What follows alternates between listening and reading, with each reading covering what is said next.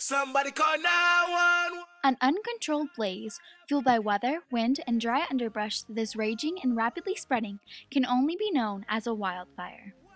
Every year, an average of 100,000 wildfires tear their way across the U.S., burning up 4 to 5 million acres each year, compared to recent years where 9 million acres burnt up. These fires burn at a speed of up to 14 miles per hour, consuming everything in their path. Fires cost the U.S. millions, even billions, because of damage each year. In fact, one fire alone can cost as much as $217 million in insurance claims because of property damage, such as the 4 Mile Fire, which is one of the most expensive wildfires in Colorado history. Wildfires need 3 things to form and keep ablaze. These 3 things are often referred to as the fire triangle, including fuel, oxygen, and a heat source. Fuel is the first thing a wildfire needs. Fuel is anything flammable surrounding a fire.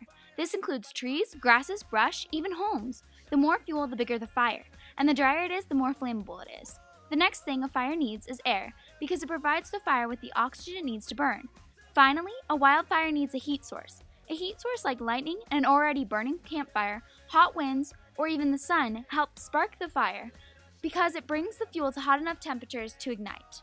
These conditions are present most places across the U.S., so wildfires can occur almost anywhere. However, wildfires are most common in the U.S. West, in Montana, Idaho, Wyoming, Washington, Colorado, Oregon, and even California, where drought and dry weather makes green vegetation bone-dry, flammable fuel, and strong winds can quickly spread the fire for miles. All that's needed is a spark. Not to mention thunderstorms are common. There isn't a wealth of popular technology that is used to predict wildfires. However, there is a warning system. This warning system is the National Fire Danger Rating System, and it ranges from low to extreme danger. The danger is determined by fuels, weather, topography, and risks. However, the rating is more of just a strong suggestion and can't actually stop the fire from happening. It can only tell people not to make a fire in hopes of not causing a large wildfire, and warn them of possible fires. It is also just a guess based on the weather and such, and isn't always 100% accurate. There is more technology when disaster strikes, however, such as the new studies by scientists that show that electricity can be used to put fires out. Also, based on the research about the fire triangle, a fire can be put out by depriving it of one of the 3 things it needs to survive, such as dousing it with water to deprive it of air. However, obviously technology could be improved because the predictive measures could actually stop the wildfires from happening and prevent even the possibility of people starting a fire in extreme conditions, because 4 out of 5 wildfires are caused by people. Obviously, these disastrous events are shown through the Cedar and Hayman fires, some of the worst in history. The Cedar Fire occurred in San Diego County, California in 2003 and destroyed 280,000 acres as well as 2,232 homes and killed 14 people.